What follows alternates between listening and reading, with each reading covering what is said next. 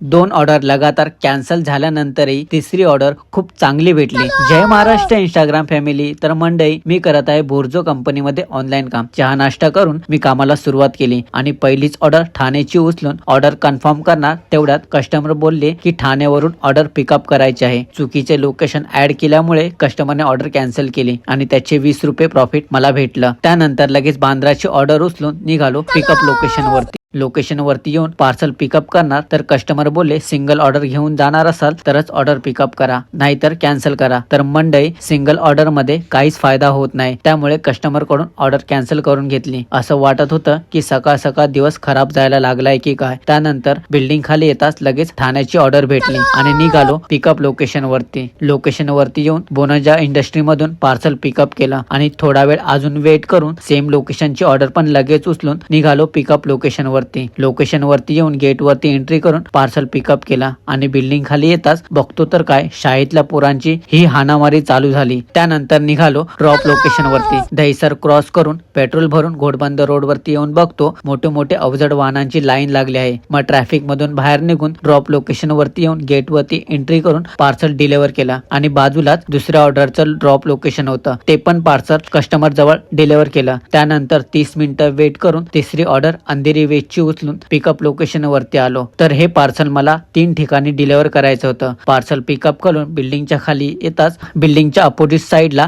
पहिलं parcel deliver करून दुसऱ्या लोकेशन वरती येऊन ते पण पार्सल डिलिव्हर केलं। त्यानंतर परत ऑर्डरची वाट बघून चौथी ऑर्डर अंधेरी ईस्टची उचलून पिकअप लोकेशन वरती येऊन पार्सल पिकअप केलं आणि निघालो ड्रॉप लोकेशन वरती। जाता जाता लागली होती भूक, मिसळपाव खाऊन ड्रॉप लोकेशन वरती येऊन कस्टमर जवळ पार्सल डिलिव्हर केलं आणि निघालो शेवटच्या ड्रॉप लोकेशन वरती येऊन गेट वरती एंट्री करून पार्सल डिलिव्हर करून काम बंद केलं। आणि हो, व्हिडिओ शेवटपर्यंत पाहिला असेल तर भावाला फॉलो नक्की करा आणि व्हिडिओ आवडल्यास शेअर देखील नक्की करा।